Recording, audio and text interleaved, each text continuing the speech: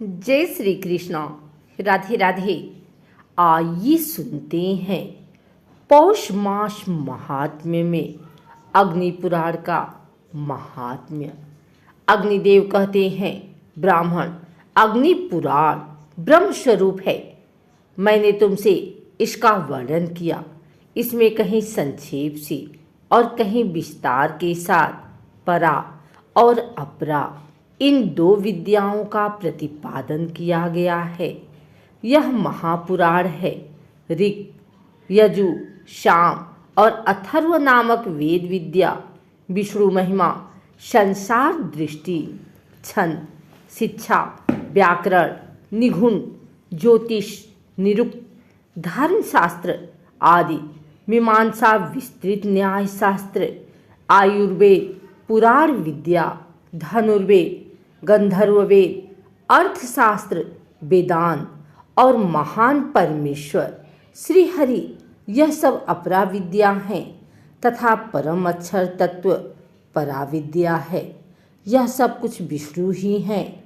ऐसा जिसका भाव हो उसे कलयुग बाधा नहीं पहुँचता।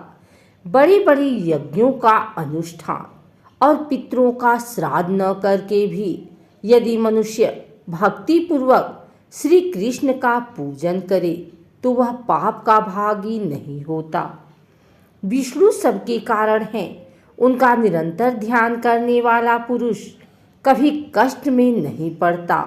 यदि परतंत्रता आदि दोषों से प्रभावित होकर तथा विषयों के प्रति चित्त आकृष्ट हो जाने के कारण मनुष्य पाप कर्म कर बैठे तो भी गोविंद का ध्यान करके वह सब पापों से मुक्त हो जाता है। दूसरी बहुत सी बातें बनाने से क्या लाभ। ध्यान वही है जिसमें गोविंद का चिंतन होता है। कथा वही है जिसमें केशव का कीर्तन हो रहा हो। और कर्म जाय वशिष्ठ जी जिस परमोत्कृष्ट परमार्थ तत्व का उपदेश न तो पिता पुत्र को और न गुरु शिष्य को कर सकता है, वही इस अग्निपुराण के रूप में मैंने आपके प्रति किया है। द्विजवर संसार में भटकने वाले पुरुष को स्त्री, पुत्र और धन वैभव मिल सकते हैं तथा अन्य अनेक सुहृदों की भी प्राप्ति हो सकती है, परंतु ऐसा उपदेश नहीं मिल सकता। स्त्री, पुत्र, मित्र, खेती बाड़ी और बंधु बांधवों से क्या लेना है। यह देश ही सबसे बड़ा बंधु है, क्योंकि यह संसार से मुक्ति दिलाने वाला है। अग्नि पुराण में पुराणों के पांचों लक्षणों अथवा वर्य विषयों सर्ग, प्रतिसर्ग, वर्ष, मनवंतर और वंशानुचरित का वर्णन है। सभी विषयों का शानुपातिक उल्लेख किया गया है। अग्निपुराण के अनुसार इसमें सभी विद्याओं का वर्णन है। यह अग्निदेव के स्वयं के श्रीमुख से वर्णित है, इसलिए यह प्रसिद्ध और महत्वपूर्ण पुराण है। यह पुराण अग्निदेव ने महर्षि वशिष्ठ को सुनाया था। यह पुराण दो भागों में है। पहले भाग में पुराण ब्रह्म विद्या का सार है। इसके आरंभ में भगवान विष्णु के दशावतारों का वर्णन है।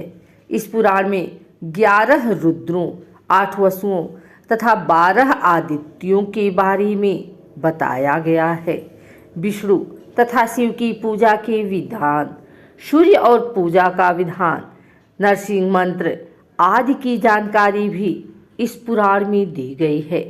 इसके अतिरिक्त प्रासाद एवं देवालय निर्माण, मूर्ति प्रतिष्ठा आदि की विधियां भी बताई गई हैं।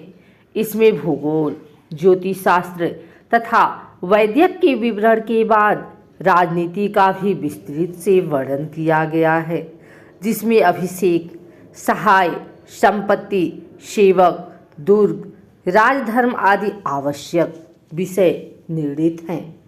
धनुर्वेद का भी बड़ा ही ज्ञानवर्धक विवरण दिया गया है, जिसमें प्राचीन अस्त्र शस्त्रों तथा सैनिक शिक्षा पद्धति का विवेचन विशेष रूपादि तथा प्रमाणिक है। इस पुराण के अंतिम भाग में आयुर्वेद का विशिष्ट वर्णन अनेकाध्यायों में मिलता है।